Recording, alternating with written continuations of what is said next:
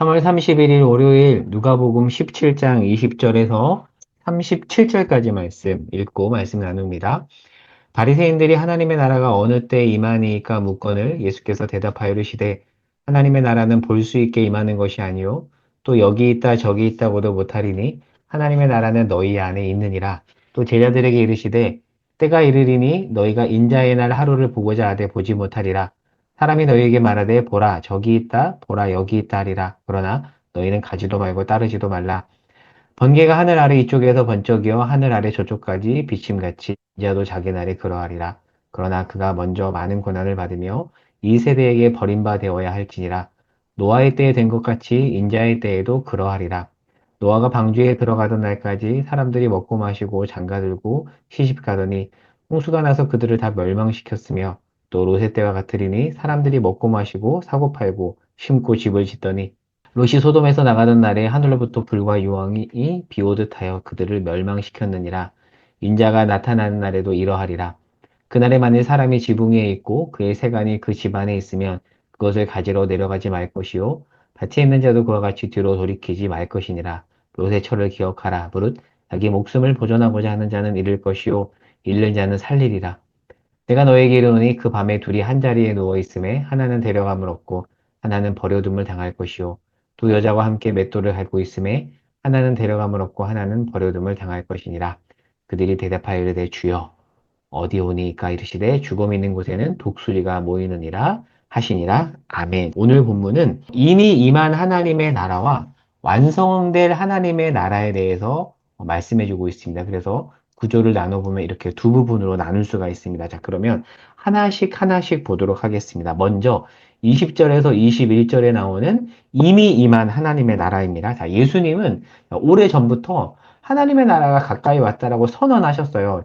누가복음 10장 9절과 11절에 보면 그렇게 말씀을 하셨거든요. 그러니까 오늘 본문에 나오는 바리새인은 이러한 하나님의 말씀을 들은 사람인 겁니다. 그래서 질문을 하죠. 하나님의 나라가 가까이 왔다고 하는데 대체 그 나라가 어느 때 임합니까? 라고 바리새인들이 질문을 해요.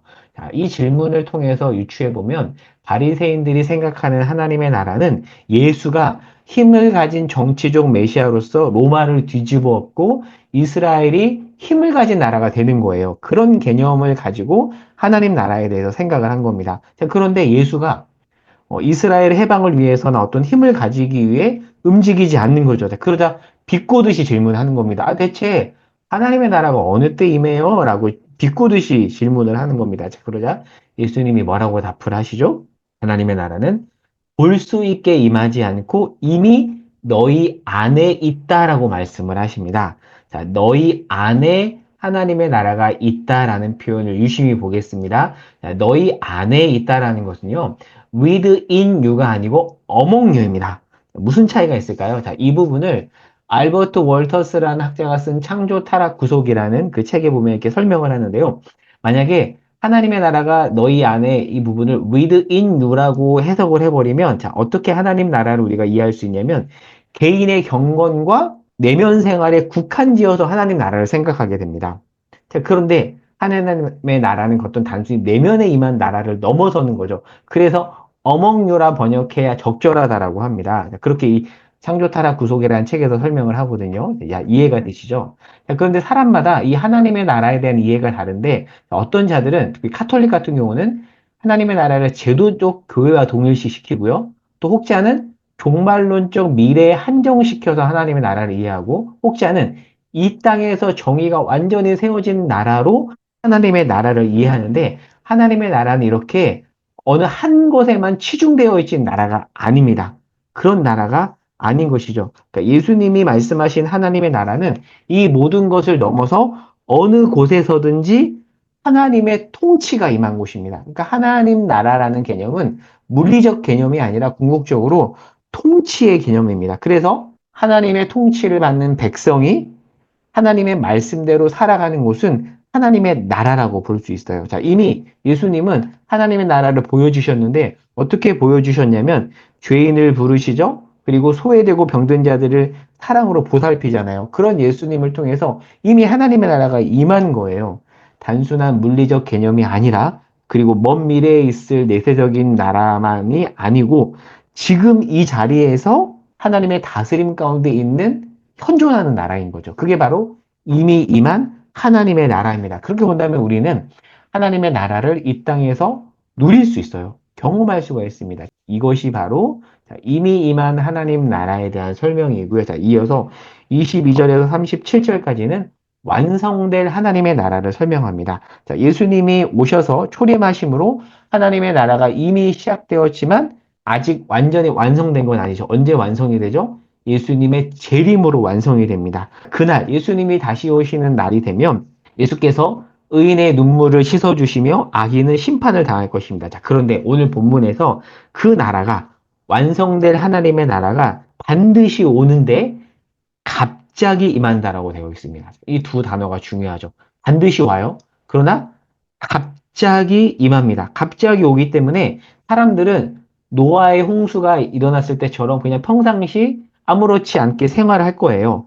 그렇게 지내고 있는 중에 대비하지 않고 있는데 주님의 나라가 갑자기 온다. 자, 그러면 어떻게 준비해야 되는가? 31절에서 37절에 보면 이렇게 설명하죠. 자, 일상을 소홀히 여기면 안 돼요. 우리는 일상을 최선을 다해 살면서 자, 언젠가 다시 오실 그 주님을 소망하며 이 땅이 전부가 아니라는 것을 알고 자, 그런 어떤 믿음의 관점을 가지고 그 믿음의 관점이 삶의 모든 태도와 행동과 말에 담기면서 살아가는 것. 그것이 바로 종말을 대비하는 자의 삶의 모습이라고 할 수 있습니다. 자, 그리고 23절과 24절에 보면 그 날이 조용히 임하지 않고요. 모두가 볼 수 있게 임한다라고 말씀해주고 있어요. 자, 그리고 37절을 얼핏 이해하면 이해하기가 어려운데 37절에 보면 독수리가 모인 곳은 시체가 있는 곳이잖아요. 그러하듯이 하나님의 나라가 임하는 것은 누구나 알 수 있다라는 거예요. 모두가 볼 수 있게 임한다라는 뜻이 37절의 설명이라고 그렇게 이해하시면 좋을 것 같습니다. 자, 그리고 예수님께서 자꾸 자기를 인자라고 표현하는데, 자, 인자라는 표현은 왜 나온 거냐면, 다니엘서 7장 13절에서 이런 표현이 나와요. 인자 같은 이, 영어 성경에서는 one like a son of man이라고 되어 있거든요. 사람의 아들처럼 보이는 자, 그 자가 심판의 주로 구름 타고 오거든요. 그 구름 타고 와서 하나님께 권세와 영광을 받고 짐승들을 심판합니다. 다니엘서 7장 13절에 나오는데 그런 인자 같은 이가 바로 나다. 구약에서 예언했던 그 인자가 나다 해서 영어 성경은 인자를 The Son of Man이라고 되어 있어요. 무엇을 의미할까요? 구약에서 예언된 그 인자이기 때문에 대문자로 이렇게 표현을 하는 겁니다. 그러니까 다니엘에서 예언한 온 세상 통치권을 받는 존재가 나다라는 의미 인자라는 표현에 담겨 있어요. 그래서 인자라는 표현은 구약과 함께 이해해야 되고요. 사실 정확한 번역은 그 인자라고 해야 맞아요. 왜 그 인자냐면 구약에서 예언된 사람을 지칭하는 거니까. 자, 이해가 되시죠? 예수님의 자기 호칭 인자라는 그 표현에 담긴 의미를 잘 이해하시기 바라고요. 오늘 말씀을 정리하고 적용해 보겠습니다. 두 가지입니다. 자, 여러분, 하나님의 나라는 이미 임했습니다. 그 임한 하나님의 나라를 우리는 이 땅에서 구현하며 살아가야 됩니다. 물리적 개념이 아니라 통치의 개념입니다. 하나님의 통치가 오늘 여러분의 삶의 자리에서 펼쳐지기를 소망합니다. 자, 두 번째, 하나님의 나라는 이미 임했지만 아직 완전히 임하지 않았어요. 그러나 앞으로 언젠가 완전히 임합니다. 그렇게 임할 완전한 나라를 우리는 주님 다시 오실 때까지 간절히 소망하며 이 땅의 전부가 아닌 것처럼 살아야 돼요. 마라나타 주 예수여 어서 오시옵소서라고 초대교회 신자들이 늘 고백했던 것처럼 그 고백을 우리 마음속에 담아야 됩니다. 그렇게 고백한다고 해서 일상을 대충 살라는 것이 아니라 일상을 열심히 살면서 그 나라를 소망하며 마라나타 주 예수여 어서 오시옵소서 그 나라에 대한 소망을 가지고 우리는 살아야 할 것입니다. 이 두 가지 이미 임한 나라 앞으로 완전히 임할 나라 이 두 가지에 대한 균형이 필요하거든요. 말씀 맺습니다. 이미 임한 나라를 누리십시오. 그리고 완전히 임할 그 나라를 소망하십시오. 기도하겠습니다. 하나님, 이미 임한 나라를 누리며 살아가기를 소망합니다. 그리고 완전히 임할 그 나라를 소망하며 살아가기를 소망합니다. 하나님, 이 땅에 슬픔과 눈물이 가득하지만 주님 언젠가 다시 오셔서 그 나라를 완성하실 것입니다. 우리 삶의 지향점이 그곳에 있게 하여 주시옵소서. 그날을 소망하며 오늘 하루를 믿음으로 견디겠습니다. 우리와 함께 하여 주시옵소서. 예수님의 이름으로 기도합니다. 아멘.